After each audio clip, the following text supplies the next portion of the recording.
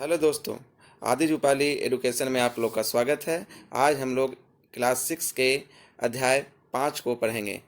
राज्य, राजा और एक प्राचीन गणराज्य। तो चलिए स्टार्ट करते हैं। कुछ लोग शासक कैसे बने। लगभग 50 वर्षों से हम अपने शासकों का चुनाव मतदान के जरिए करते आ रहे हैं, लेकिन बहुत पहले लोग शासक कैसे बनते थे।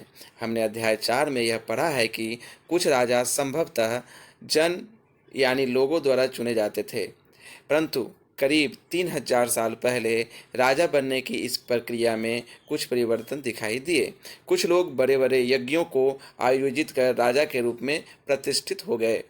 यज्ञ क्या होता था? पहले जो पूजा पाठ आहुति देकर जो किया जाता था, अग्नि प्रज्वलित यानी आग जलाकर उसमें पूजा किया जाता था, उसे यज्ञ कहते थे। ठीक है। अश्वमेध यज्ञ एक ऐसा ही आयोजन था। इसमें एक घोड़े को राजा के लोगों की देखरेख में स्वतंत्र विचरण के लिए छोड़ दिया जाता था। इस घोड़े को किसी दूसरे राजा ने रोका तो उसे वहां अश्वमेध यज्ञ करने वाले राजा से लड़ाई करनी पड़ती थी। अगर उन्होंने घोड़े को जाने दिया तो इसका मतलब यह होता था कि अश्वमेध यज्ञ करने वाला राजा उनसे ज्यादा शक्तिशाली था।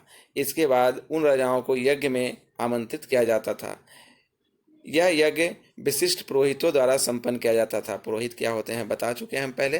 विशिष्ट मैंने होता है वीआईपी, जो आजकल हम लोग वेरी वेरी इंपॉर्टेंट कहते हैं पर्सन, वो हुआ। अश्वमेध यज्ञ के बारे में अभी जो रामायण दे रहा था आप उसमें देखे होंगे। उसमें राजा राम जो करते हैं वो अश्वमेध यज्ञ करते हैं और उसमें अपने घोड़े को छोड़ देते हैं। जो उस घोड़े को पकड़ लेता था, घोड़ा जा रहा है, अगर उस घोड़े को जो पकड़ लिया उससे जो अश्वमेध यज्ञ कर रहा है उस राजा से क्या करना पड़ता था? युद्ध करना पड़ता था। अगर कोई बिना उसे रोके जाने देता था, इसका मतलब है कि वो उस राजा का यानी अगर यहाँ पर राम अगर यज्ञ कर रहे हैं तो राम की अधीनता स्वीकार करता है। ठीक है। इसके लिए उन्हें उपहारों से सम्मानित किया जाता था। किनको? पुरोहितों को। अश्वमेध यज्ञ करने वाला राजा बहुत शक्तिशाली माना जाता था। शक्तिशाली होगा तो ही तो सभी से, इसका मतलब हुआ कि वो कहना चाह रहा है, जो अश्वमेध यज्ञ कर रहा है वह कहना चाहता है कि हम सबसे शक्तिशाली हैं और हमारा घोड़ा जहाँ जहाँ जाएगा वो भूमि उसकी होती जाएगी। ठीक है। अगर आप नहीं होगी, आप इसका विरोध करिएगा तो हमसे युद्ध करना पड़ेगा। यज्ञ में आमंत्रित सभी राजा उसके लिए उपहार लाते थे। इन सभी आयोजनों में राजा का मुख्य स्थान होता था। उसे राज सिंहासन या बाघ की खाल के एक विशेष आसन पर बिठाया जाता था। युद्ध क्षेत्र में राजा का सारथी, जो आजकल जो पहले रथ चलाते थे उन्हें सारथी बोलते थे। आजकल जैसे कार को ड्राइवर चलाता है उसी तरह से पहले रथ को सारथी चलाते थे। रथ क्या होता था? रथ एक ऐसा गाड़ी होता था जिसको क्या करते थे? घोड़े खींचते थे। ठीक है। उसका सहचर होता था। यज्ञ के अवसर पर वह राजा की विजयों तथा अन्य गुणों का गुणगान करता था। राजा के सगे संबंधी, खासकर उसके रानियों तथा पुत्रों को भी कई छोटे छोटे अनुष्ठान करने होते थे। अनुष्ठान मतलब पूजा। ठीक है। अन्य सारे आमंत्रित, आमंत्रित माने इनविटेशन। ठीक है। निमंत्रण देके बुलाना, जैसे हम लोग कार्ड देके बुलाते हैं, उसे आमंत्रित करना होता है। राजाओं का काम सिर्फ बैठकर यज्ञ की पूरी प्रक्रिया को देखना पड़ता। राजा के ऊपर पुरोहित पवित्र जल के छिड़काव के साथ साथ अन्य कई अनुष्ठान करता था। विष अथवा वैसे जैसे समान लोग उपहार लाते थे। विष को बताया है, जन को ही कहते हैं। उन्हें पुरोहित शूद्र मानते थे। उन्हें कई अनुष्ठानों में शामिल नहीं किया जाता था। ठीक है। अब यहाँ चलते हैं। वर्ण, वर्ण है, ये क्या है? वर्ण। इस समय उत्तर भारत में खासकर गंगा यमुना क्षेत्र में, गंगा कहाँ है बताया है? ऊपर से जो यहाँ पर आती इस तरह से बहती है ना, इधर गंगा है। दिल्ली की तरफ क्या है? जो यूपी की तरफ जाती है और जाके कलकत्ता, यूपी से कलकत्ता और उत्तरांचल से यूपी होते हुए फिर यहाँ से क्या बिहार होते हुए फिर कलकत्ता में जाकर समुद्र में मिल जाती है। इधर यमुना है जो कहाँ बहती है? दिल्ली में भी है। ठीक है। तो इस समय उत्तर भारत में खासकर गंगा यमुना क्षेत्र में कई ग्रंथ रचे गए, है ना। ऋग्वेद के बाद रचे होने के कारण ये उत्तर वैदिक ग्रंथ कहे जाते थे, है ना। जो ग्रंथ ऋग्वेद के बाद आए वे सभी उत्तर वैदिक ग्रंथ कहलाए, इसे याद रखिएगा। इनके अंतर्गत सामवेद, अथर्ववेद, यजुर्वेद, अथर्ववेद तथा अन्य ग्रंथ शामिल हैं। पुरोहितों द्वारा रचित इन ग्रंथों में विभिन्न प्रकार के अनुष्ठान यानी पूजा पाठ और उनके संपादन यानी वो पूरा के पूरा पूजा कैसे होगा, ठीक है ना, बताई गई है। इसमें सामाजिक नियमों के बारे में भी बताया गया है कि समाज में क्या क्या नियम होंगे। उस समय समाज में कई समूह थे जिनमें पुरोहित, योद्धा, कृषक, पशुपालक, व्यापारी, शिल्पकार, श्रमिक, मछली पकड़ने वाले तथा जंगल में रहने वाले लोग शामिल थे। ठीक है। योद्धा क्या होते हैं? जो युद्ध लड़ता है। पुरोहित जो पूजा कराता है। कृषक कौन हो गए? जो खेती करते हैं। पशुपालन पहले भी बता चुके हैं ये सब। जहाँ कुछ पुरोहित तथा योद्धा वैभवशाली थे, वहीं कुछ कृषक और व्यापारी भी धनवान थे। दूसरी ओर पशुपालक, शिल्पकार, श्रमिक, मछली पकड़ने वाले, शिकारी तथा भोजन संग्राहक निर्धन थे। निर्धन मतलब जिनके पास पैसा नहीं था। पुरोहित ने लोगों को 4 वर्गों में विभाजित किया। पुरोहित जो थे, जो ब्राह्मण थे, उन्हीं को पढ़ा लिखा माना जाता था। उन्होंने क्या किया कि लोग जो थे, लोगों को 4 वर्गों में बांट दिया। उन्हें क्या कहा? वर्ण कहा गया। आदमियों को 4 भागों में बांटा गया। उन्हें क्या कहा गया? वर्ण कहा गया। उनके अनुसार प्रत्येक वर्ण के अलग अलग कार्य निर्धारित थे। पहला वर्ण ब्राह्मणों का था। उनका काम वेदों का अध्ययन, अध्यापन और यज्ञ करना था। ठीक है। पहला क्या था? पहला नंबर पर ब्राह्मण थे। ठीक है ना। ब्राह्मण। सेकेंड नंबर पर कौन था? जिनके लिए उन्हें उपहार मिलता था। दूसरा स्थान शासकों का था, जिन्हें क्षत्रिय कहा जाता था। इनका काम युद्ध करना, लोगों की रक्षा करना था। दूसरा जो थे वो क्या थे? क्षत्रिय थे। ठीक है ना। इनका काम लोगों की रक्षा करना और युद्ध करना। तीसरे स्थान पे थे विश्व या वैश्य। इनमें कृषक, पशुपालक, व्यापारी आते थे। क्षत्रिय और वैश्य दोनों ही को ही यज्ञ करने का अधिकार प्राप्त था। क्षत्रिय भी यज्ञ करेंगे और वैश्य समाज भी यज्ञ कर सकते हैं। वर्णों में अंतिम स्थान शूद्रों का था। जो सबसे नीचे का स्थान था वो शूद्रों का था। इनका काम अन्य तीनों वर्णों की सेवा करना था। इन्हें कोई अनुष्ठान करने का अधिकार नहीं था। प्राय औरतों को भी शूद्रों के समान माना जाता था। महिलाओं तथा शूद्रों को वेदों का अध्ययन करने का अधिकार नहीं था। किस समय? उस समय। जैसे जो अब इसको समझिएगा, जो सबसे पहला स्थान था ब्राह्मण थे। ठीक है। ब्राह्मणों का क्या काम था? ब्राह्मण पूजा पाठ करेंगे, है ना, धार्मिक अनुष्ठान करेंगे। ये सब काम करना ब्राह्मणों का था। ठीक है। पूजा पाठ करने के बदले में वो कोई काम नहीं करते थे। पूजा काम पाठ करने का ही काम करते थे। उसके बदले में उन्हें क्या मिलता था? उपहार मिलता था, दान मिलता था एक तरह से। उसके बाद दूसरा स्थान था शासकों का, जो शासन करते थे। उनका काम था युद्ध करना। ठीक है। ठीक है। और तीसरा स्थान था विश्व का, जो वैश्य थे, जो व्यापारी लोग थे, कृषक थे, खेती करने वाले, है ना, सामान बेचने वाले। तो वो तीसरे में आते थे। क्षत्रिय और वैश्य दोनों को अधिक, क्षत्रिय जो थे और वैश्य जो थे, माने ये जो थे, इन दोनों को यज्ञ करने का अधिकार था। और ब्राह्मण को नहीं था। नहीं, ब्राह्मण तो खुद यज्ञ कराते थे। ठीक है ना। वर्णों में अंतिम स्थान शूद्रों का होता था। इनका काम अन्य तीनों वर्णों की सेवा करना होता था। जो अन्य 3 वर्ण हैं उनकी सेवा कौन करेगा? शूद्र करते थे। और महिलाएं, चाहे वो किसी भी वर्ण की हो, सभी को भी शूद्र के ही समान माना जाता था। चलिए आगे पढ़ते हैं। अगर आप इसे अभी इस चैनल को सब्सक्राइब नहीं किए हैं तो प्लीज़ सब्सक्राइब कर दीजिए। पुरोहितों के अनुसार सभी वर्णों का निर्धारण जन्म के आधार पर होता था। उदाहरण के तौर पर ब्राह्मण माता पिता की संतान क्या होगी? ब्राह्मण माता पिता की अगर संतान रहेगी तो उन्हें ब्राह्मण होंगे। बाद में कुछ लोगों का अछूत माना गया। धीरे धीरे कुछ लोगों को अछूत, माने पहले ऐसा कुछ नहीं था कि कौन क्या होगा, लेकिन धीरे धीरे वर्ण व्यवस्था बनी। वर्ण व्यवस्था में धीरे धीरे वर्ण व्यवस्था बनने के बाद फिर छुआछूत भी अंदर आने लगा। ठीक है ना। तो अछूत माना गया। अछूत वर्गों में कुछ शिल्पकार, शिकारी, भोजन संग्राहक शामिल थे। साथ ही इनमें वे लोग भी आते थे जो शवों को दफनाने या जलाने का काम करते थे।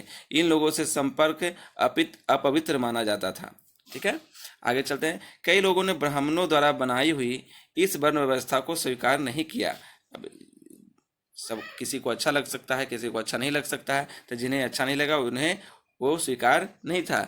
कुछ राजा स्वयं को पुरोहित से श्रेष्ठ मानने लगे, है ना। कुछ लोग जन्म के आधार पर वर्ण निर्धारित सही नहीं मानते थे। ठीक है। आपको क्या लगता है? आप कमेंट बॉक्स में बताइएगा कि क्या वर्ण जो जन्म लेगा, राजा का बेटा राजा होगा, ये नियम सही है, या जो राजा के लायक है उसे ही राजा बनाया जाए। इसके अतिरिक्त कुछ लोग व्यवसाय के आधार पर लोगों के बीच भेदभाव उचित नहीं समझते थे, जबकि कुछ लोग चाहते थे कि अनुष्ठान संपन्न करने का अधिकार सबका होना चाहिए। पूजा पाठ करने का अधिकार सबको होना चाहिए। कई लोगों ने छुआछूत की आलोचना की। ये भी सही है कि छुआछूत क्यों रहेगा, सभी मनुष्य हैं, है ना। तो इसकी आलोचना की। इस उपमहाद्वीप के पूर्वोत्तर क्षेत्र जैसे कई इलाकों में सामाजिक आर्थिक असमानता बहुत कम थी। उपमहाद्वीप क्या है, यह हम पिछले लेसन में पढ़ा चुके हैं। अगर आप नहीं उस वीडियो को देखे हैं तो प्लीज़ उस वीडियो को देख लीजिएगा। यहाँ पुरोहितों का प्रभाव भी बहुत सीमित था। ठीक है। अब आइए आगे। जनपद ये समझिएगा, ठीक है ना, ये आता है एग्जाम में। ये महायज्ञों को करने वाले राजा जब जन के राजा न होकर महायज्ञों को करने वाले राजा अब जन के राजा न होकर जनपदों के राजा माने जाने लगे।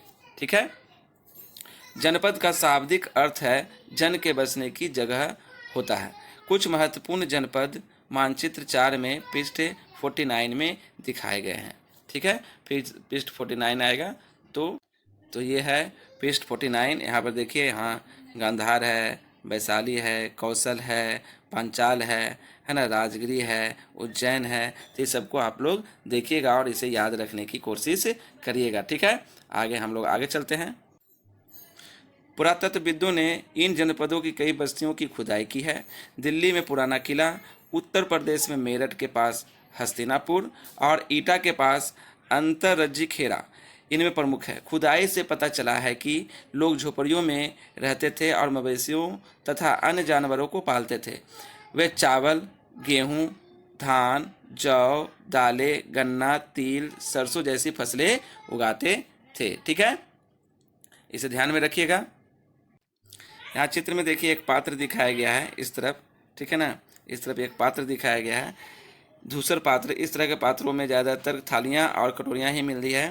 पात्र बहुत ही पतली सतह के, सुंदर और चिकने हैं। शायद इसका प्रयोग खास मौक़ों पर महत्वपूर्ण लोगों को भोजन परोसने के लिए किया जाता था। ठीक है, तो यहाँ पर देखिएगा आप लोग ध्यान से कि हम लोग चावल, गेहूँ, धान, जौ, दालें, गन्ना, तिल, सरसों ये सब तो उगाए। ये सब पहले के अध्याय में है। हम लोग जब अध्याय 3 पढ़े थे तो इसमें ये बताइए कि ये कौन सा इसमें ऐसा फसल है जो उस समय अध्याय 3 में जो पढ़े थे उस समय नहीं था। इसको आप लोग चेक करिएगा। लोग मिट्टी के बर्तन भी बनाते थे। इनमें कुछ धूसर और कुछ लाल रंग के होते थे। इन पुरास्थलों में कुछ विशेष प्रकार के बर्तन मिले हैं जिन्हें चित्रित धूसर पात्र के रूप में माना जाता है। ठीक है, जैसे इनके नाम से ही स्पष्ट है, इन बर्तनों पर चित्रकारी की गई है। ये आमतौर पर सरल रेखाओं तथा ज्यामितीय आकृतियों के रूप में है। मतलब ऐसे इस तरह से डिजाइन बना हुआ है, इस तरह से डिजाइन बना हुआ है, ये सब ज्यामितीय आकृतियां हैं।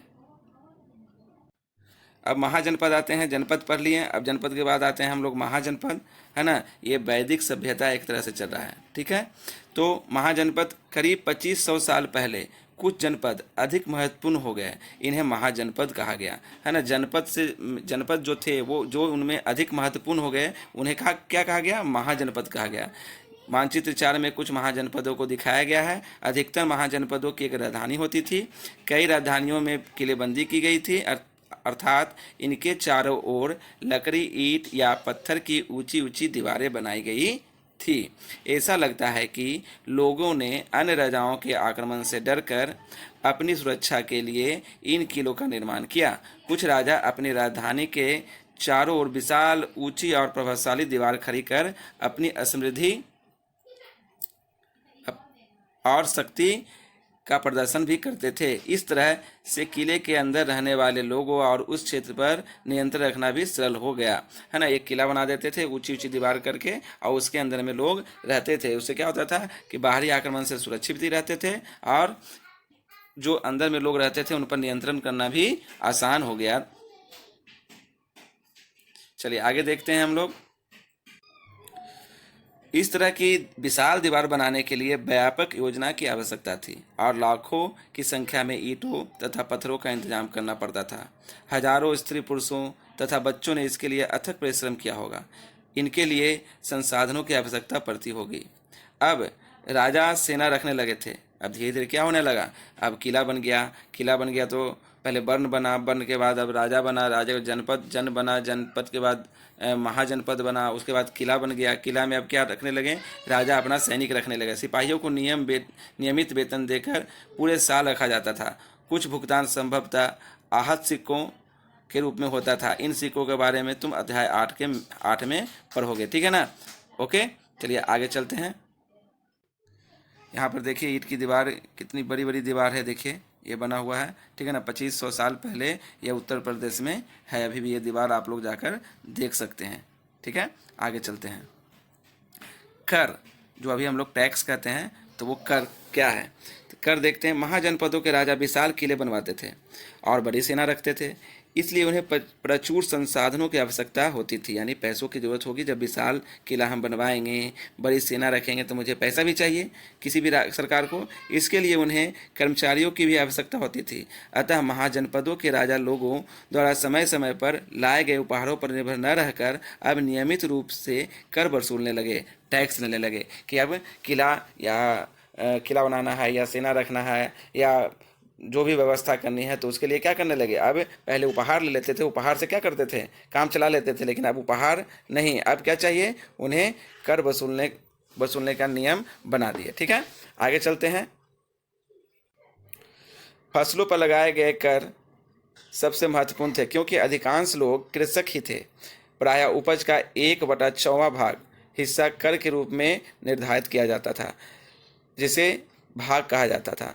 उस समय क्या कहता था कि भाग दे दीजिए। भाग दे दीजिए मतलब कि आपका जितना भी आप फसल उपजाए हैं उसका 6ठा भाग हमें दे दीजिए। मतलब कि अगर ये इतना फसल उपजा है तो इसका 6 भाग कर दीजिए। ठीक है, और 6 भाग हो गया और उसमें से 1 भाग हमें दे दीजिए। ठीक है, कारीगरों के ऊपर भी कर लगाए गए, जो प्राय श्रम के रूप में चुकाए जाते थे। जैसे कि एक बुनकर, लोहार या सुनार को राजा के लिए महीने में 1 दिन काम करना पड़ता था। अब जो कारीगर हैं वो कैसे कर देंगे, तो उनके लिए भी एक नियम बना दिया कि जो बुनकर है वो 1 दिन आएंगे महीने में और मेरे यहाँ कपड़ा बुनेंगे। लोहार जो आएगा 1 दिन आएगा और हथियार बनाएगा। सुनार जो है 1 दिन आएगा और ज्वेलरी बनाएगा, है ना। तो इस तरह से उन पर भी कर लगने लगे। पशुपालकों को जानवरों या उनके उत्पाद के रूप में कर देना पड़ता था। पशुपालकों जो पशुपालक थे वो भी क्या करते थे, वो भी कर देते थे। तो वो कैसे देते थे, जो जानवर ही दे देते थे। यानी अगर मान लीजिए कि 4 जानवर है तो 1 जानवर ही दे दिए, या उनके उत्पाद यानी जो दूध हुआ, दही बना, वही उपहार के रूप में, वही कर के रूप में जाके दे देते थे। व्यापारियों को सामान खरीदने बेचने पर भी कर देना पड़ता था। व्यापारी सामान खरीदते हैं या बेचते हैं तो उसका कुछ भाग कहाँ सरकार को देना पड़ता था, शासक को देना पड़ता। आखेट को, जो शिकारी थे, आखेट को मतलब शिकारी, तथा संग्राहकों को जंगल से प्राप्त वस्तुएं देनी होती थी। यानी सभी के लिए कर का नियम बना दिया गया था। ठीक है, अब चलते हैं आगे। कृषि में परिवर्तन। अगर आप वीडियो अभी तक देख रहे हैं तो यानी आपको ये वीडियो पसंद आ रहा है तो प्लीज़ सब्सक्राइब और इसे लाइक कर दीजिए। आगे देखते हैं कृषि में परिवर्तन। इस युग में कृषि के क्षेत्र में 2 बड़े परिवर्तन आए। हल के फाल अब लोहे के बनने लगे। अब फाल मतलब हल जो ऐसे रहता है, इस तरह से हल रहता है। ठीक है ना। तो ये जो यहाँ पर है, पहले लकड़ी को होते थे। आप लोग आगे के अध्याय में पढ़े होंगे। अगर आप नहीं पढ़े हैं पिछले अध्याय को तो उसे जरूर पढ़ लीजिए, या आई बटन में उसका लिंक दे दिया गया है। तो ये जो अब थे अब लोहे के होने लगे। अब लोहे के हो गए तो क्या हो गया, कठोर जमीन पर भी हल चलाना क्या हो गया, आसान हो गया। अब कठोर जमीन को लकड़ी के फाल की तुलना में लोहे के फाल से आसानी से जोता जा सकता था। इसमें फसलों की उपज बढ़ गई। दूसरे लोगों ने धान के पौधों का रोपण शुरू किया, अर्थात खेतों में बीज छिड़क कर धान उपजाने के बजाय धान का पौधा तैयार कर उनका रोपण शुरू किया। अब पहले क्या करते थे कि बीज को डायरेक्ट खेत में छिड़क देते थे, ठीक है ना। लेकिन बाद में उससे सीखे कृषि में कुछ विकास हुआ, तो अब छोटे छोटे पौधे उपजाने के बाद उसे निकाल कर, जैसे खेती अभी भी की जाती है, उसे उसके बाद एक जगह लगाया जाता था।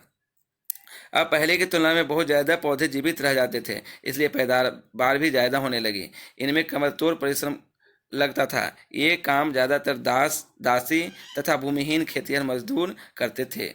जो खेती करने का काम था वो बहुत कठिन था,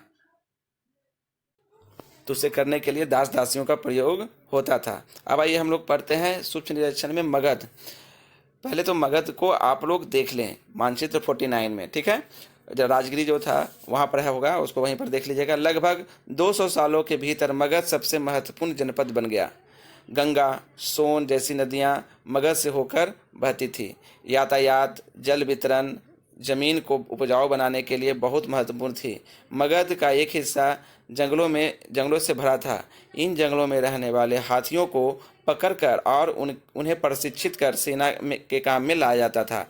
यही नहीं, जंगलों से घर, गाड़ियाँ तथा रथ बनाने के लिए लकड़ी मिलती थी। इसके अलावा इस क्षेत्र में लौह अयस्क की खदानें हैं। मजबूत औजार और हथियार बनाने के लिए ये बहुत उपयोगी थे। ठीक है, मगध क्षेत्र में इतना चीज बन गया। मगध क्षेत्र में क्या हो गया, यातायात का साधन हो गया, जल वितरण हो गया, जमीन उपजाऊ बनाने के लिए बहुत महत्वपूर्ण सब हो गया। मगध का एक मैंने जंगलों का हिस्सा था, इसलिए वहाँ से लकड़ियाँ भी मिल जाती थी, लौह अयस्क भी वहाँ से मिलने लगे, तो इससे मगध मजबूत बन गया। ठीक है, मगध में दो बहुत शक्तिशाली शासक हुए, एक का नाम था बिंबिसार, एक का नाम था अजातशत्रु। ठीक है, अन्य जनपदों को जीतने के लिए ये हर संभव साधन अपनाते थे। महापद्मनंद एक नाम है, एक और महत्वपूर्ण शासक थे। उन्होंने अपने नियंत्रण का क्षेत्र इस उपमहाद्वीप के उत्तर पश्चिम भाग तक फैला दिया। उत्तर पश्चिम भाग तक क्या कर दिया, अपना नियंत्रण क्षेत्र को फैला दिया। बिहार में राजगिरी कई सालों तक मगध की राजधानी बनी रही। बाद में पाटलिपुत्र को राजधानी बनाया गया। शुरू में मगध की राजधानी कहाँ थी, राजगिरी थी। बाद में वो क्या हो गया, आज जो पटना हम लोग जानते हैं वो पटना में है। ठीक है ना। 2300 साल से भी पहले की बात है। मेसिडोनिया का राजा सिकंदर, इसको सुनिएगा, कहानी बहुत अच्छा है। राजा सिकंदर विश्व विजय करना चाहता था।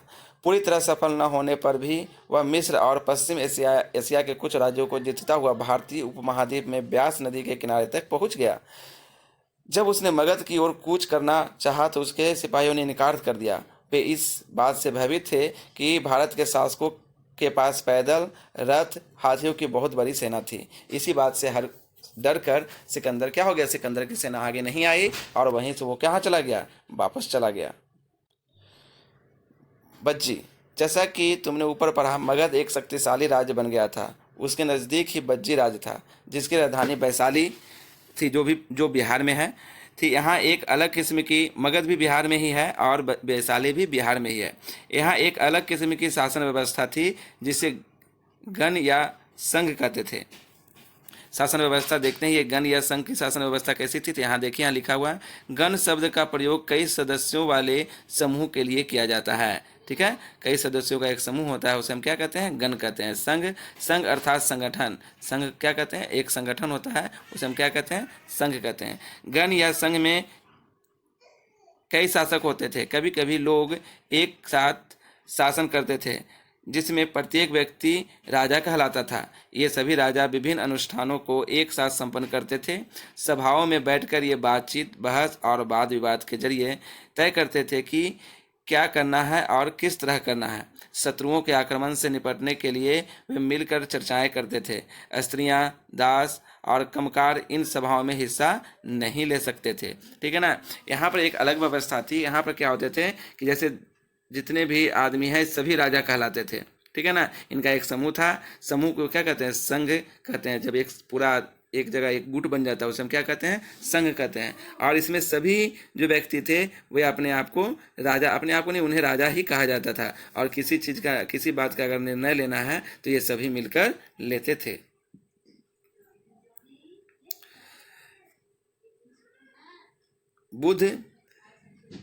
बुद्ध तथा महावीर, जिनके बारे में हम लोग अध्याय 6 में पढ़ेंगे, दोनों ही गण या संघ से संबंधित थे। बहुत साहित्य में संघ के जीवन का बहुत ही सचिव वर्णन किया गया है। आगे चलते हैं, देखते हैं, ये नोट देखते हैं। बज्जी संघ एक वर्णन दीघ निकाय से लिया गया है। दीघ निकाय एक प्रसिद्ध बौद्ध ग्रंथ है। दीघ निकाय के बारे में क्वेश्चन कर सकता है आपसे कि दीघ निकाय क्या है, तो आप लोग बताइएगा कि यह एक बौद्ध ग्रंथ है। जैसे हिंदू ग्रंथ है ऋग्वेद, सामवेद, उसी तरह से यह बौद्ध ग्रंथ है, जिसमें बुद्ध के कई व्याख्यान दिए गए हैं। इन्हें करीब 2300 साल पहले लिखा गया था। अजातशत्रु के बारे में देखते हैं। अजातशत्रु बज्जी संघ पर आक्रमण करना चाहते थे। उन्होंने अपने मंत्री बसाकार को बुद्ध के पास सलाह के लिए भेजा। बुद्ध ने उनसे पूछा कि क्या बज्जी सभाएं नियमित रूप से होती हैं तथा उनमें सभी सदस्य उपस्थित होते हैं। जब उन्हें पता चला कि ऐसा होता है, उन्होंने कहा कि बज्जीवासी तब तक उन्नति करते रहेंगे जब तक वे पूर्ण और नियमित सभाएं करते रहेंगे, आपस में मिलजुल कर काम करते रहेंगे, पारंपरिक नियमों का पालन करते रहेंगे, बड़ों का सम्मान, समर्थन और उनकी बातों पर का ध्यान रखते रहेंगे, तो वो जब तक क्या करेंगे, आगे बढ़ते रहेंगे। बज्जी महिलाओं के साथ जोर जबरदस्ती नहीं करेंगे और उन्हें बंधक नहीं बनाएंगे। शहरों तथा गांवों में चैत्यों का रखरखाव करेंगे। विभिन्न मतावलंबी संतों का सम्मान करेंगे और उन्हें आने या जाने पर कोई रोक नहीं लगाएंगे। ठीक है, आगे चलते हैं। कई शक्तिशाली राजा इन संघों को जीतना चाहते थे। इसके बावजूद उनका राज्य अब से लगभग 1500 साल पहले तक चलता रहा। उसके बाद गुप्त शासकों ने गण और संघ विजय प्राप्त कर उन्हें अपने राज्य में शामिल कर लिया। इनके बारे में हम लोग क्या करेंगे, अध्याय 10 में पढ़ेंगे। ठीक है, अब देख लेते हैं थोड़ा सा विश्व में। एटलस में यूनान और एथेंस को देखना है। आप लोग देख लीजिएगा। लगभग 2500 साल पहले एथेंस के लोगों ने एक शासन व्यवस्था की स्थापना की जिसे प्रजातंत्र या गणतंत्र कहते हैं। यह व्यवस्था लगभग 200 सालों तक चली। इसमें 30 साल से ऊपर के उन सभी पुरुषों को पूर्ण नागरिकता प्राप्त थी जो दास नहीं थे। वहाँ एक सभा थी जो महत्वपूर्ण विषयों पर निर्णय लेने के लिए साल भर में कम से कम 40 बार बुलाई जाती थी। वो सभा कितनी बार बुलाई जाती थी? 40 बार। इन सभाओं में सभी नागरिक भाग ले सकते थे। शासन के कई पदों पर नियुक्तियां लॉटरी द्वारा की जाती थी। मतलब मान लीजिए एक पद है तो उस लॉटरी निकाल दिया, जिसका नाम निकला वो उस पद पर चला जाएगा। सभी नागरिकों को सेना और नौसेना में अपनी सेवाएं देनी होती थी। औरतों को नागरिक का दर्जा नहीं मिलता था। इसको नोट करिएगा कि क्या एथेंस और यूनान में औरतों को नागरिकता का अधिकार था? तो नहीं था। व्यापारियों तथा शिल्पकारों के रूप में एथेंस में रहने और काम करने वाले बहुत से विदेशियों को भी नागरिक अधिकार नहीं मिले थे। एथेंस में खदानों, खेतों, घरों और कार्यशालाओं में काम कर रहे दासों को भी नागरिक का अधिकार नहीं मिला था। ठीक है,